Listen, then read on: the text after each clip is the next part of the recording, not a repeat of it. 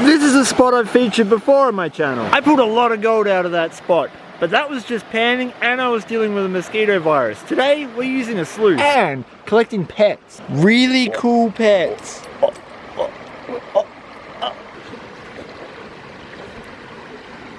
This is the 1088 sluice from Gold Rat. And that is a laundry basket from IKEA. Oh, slippery rocks.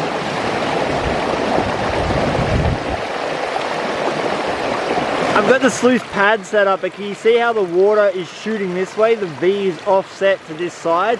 That's not good. We've got some fiddling to do, and as a prospector, you'd think you'd be able to find the right rock, but it's never the case. I pulled out over a gram of gold just at the base of this waterfall, and I found that it's actually shedding from the bank in here. That material there is what's holding all of our gold.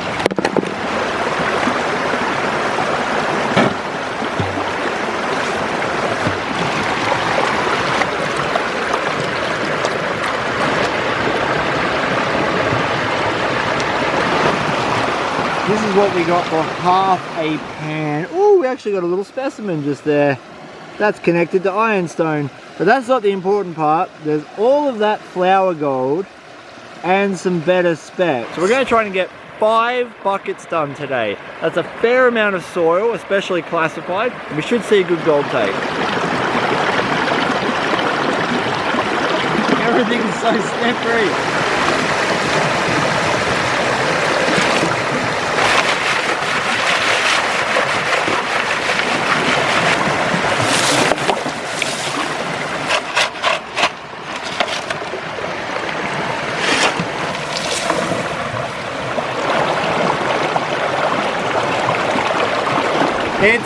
It's really hard digging.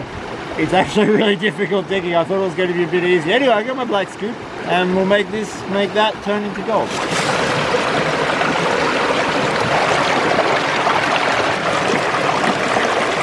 A lot of people want to know about how fast you should feed a river sluice, and it depends on the width. The wider your sluice, the more surface area there is to spread the dirt out across.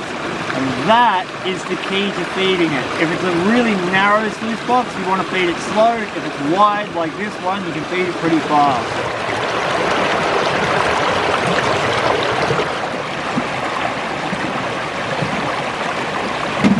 The first bucket and the last bucket you do river sluicing are usually the worst. The first is all moving overburden out of the way, and the last bucket is usually where you realise you've either finished or punched through the pastry. So we've got a little bit of gold in the sluice, but the next few buckets are where we should really start seeing it. She is pure trouble today.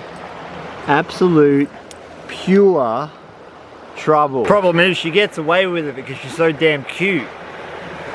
Here we have a wild Gadsy foraging for food. I'm not actually finding any gold.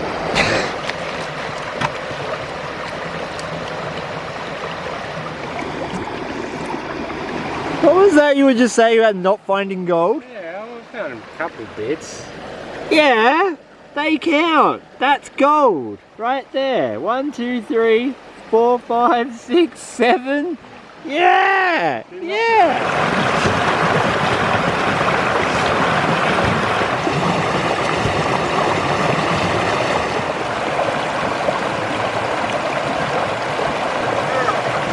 I got my second bucket done, and I'm just feeling high banking yesterday.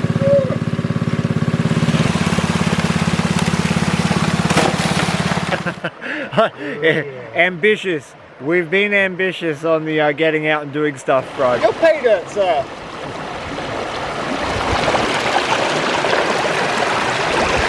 Hopefully there'll be some gold in this and it's not just dirt. Otherwise I'll be a really professional dirt miner. I have a pH dirt. Take that, doctors. It's important to understand the pH levels of your dirt, because if your dirt isn't spicy, why are you digging it? Wipe the germs off first. This dirt's got gold in it.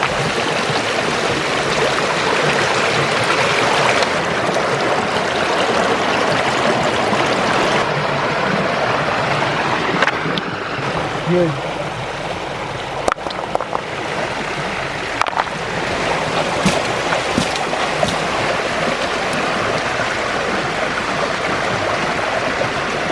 This is just the dregs of the bucket. so you can kind of get a gauge of how much gold you're putting down the sluice. So that was a handful of dirt, and we have probably a couple dozen pieces of gold. I feel so weak. I have lost about 10 kilos since catching Ross River and then COVID. And just getting my condition back on has been a massive effort. It's going to take a while, but I'm going to get there, and I'm going to get there through doing this. You don't need a gym when you got to lift big rocks all day, right?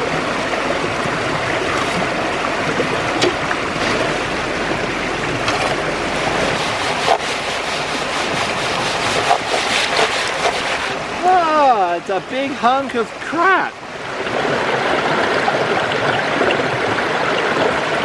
Well, it's lucky I've got a well-trained dog, because there's sheep.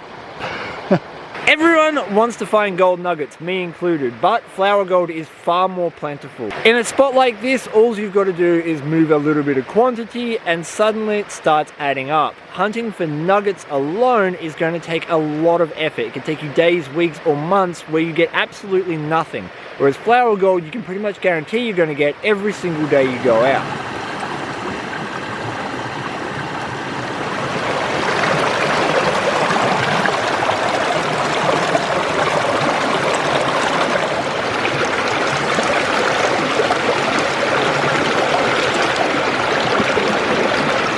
Gazzy turns to me and goes, "What's that red thing in the creek?" And I was like, "Bro, I'm colorblind. I have no idea what you're talking about." Ah, yeah, that's brown to me.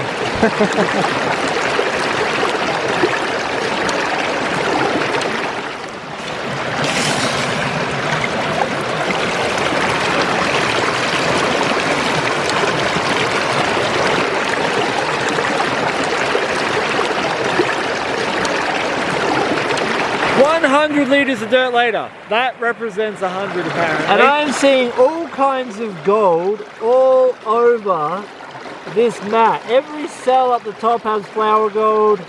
It's looking alright. Look at that little pile. This is always the sketchiest part, picking up your sluice box after all the work. Yeah. Oh yeah. We got plenty of gold in the mat, and screws and bits of nail. Never, ever, ever, ever clean up on the creek. Always take it home and clean it up there. That way you won't accidentally lose anything back to the gold gods. But now we're just going to have a sneaky peek. Yeah, a bit of flour gold in that. One nice little picker. We're not going to know how much flour gold we actually have until we get this home, but that is pretty respectable for just 100 litres. It might be kind of hard to tell, but the weather got horrible, which gives me the perfect excuse to clean up the concentrates I got out of my sluice box. This here is a 30 mesh classifier. That means every single one of those holes down there is 1/30th of an inch. When you use a little sluice box at home to do your cleanups, classifying is a sure way to help the gold settle into the capture cells and not be knocked out by big rocks. It's a must do.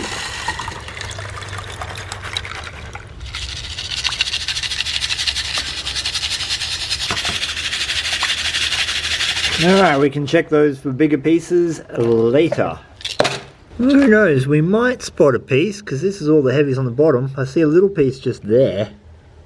I'm using my custom-made AJ cleanup sluice running at Dream Mat microcell in it, and the first job we've got to do is get rid of all of those bubbles.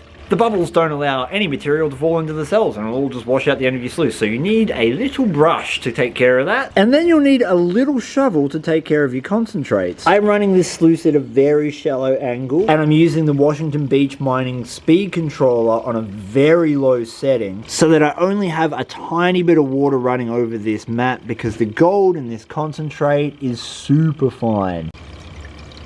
I've literally only done 3 scoops and look at the amount of gold that's coming out in the -30 mesh concentrates. That is pretty looking stuff.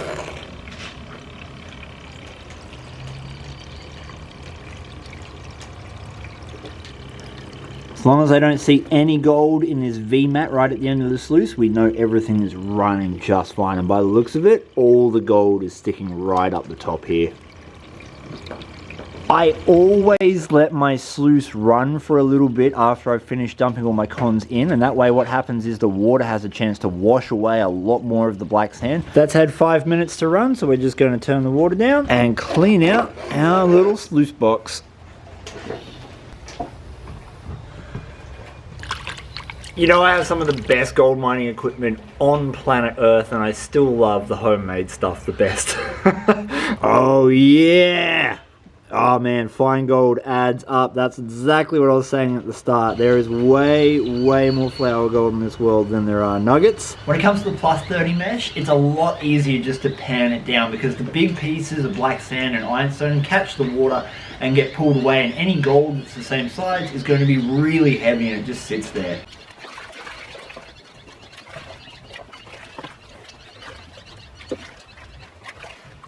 Well, I should probably get some clean water in here, but again, we'll just have a quick sneak peek, see what we got in terms of pickers. I know we got that one nice crusty little bit. I'm sure we will have got a few more flakes in there. Still a fair amount of black sand. Yeah, we got a few bits.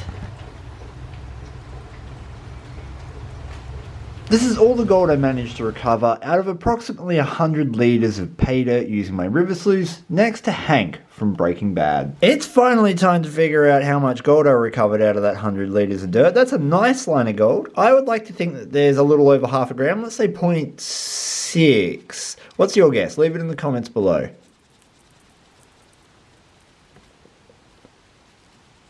Woo, it passed my guess. 0.70, nice! According to Gold Calculator Australia, at the time of recording that is worth $59.63 Australian. That's still pretty rich ground for just 100 litres. Thank you so much for watching my video. Please give your dog a big scratch behind the ears. Until next time, peace, and I'm out.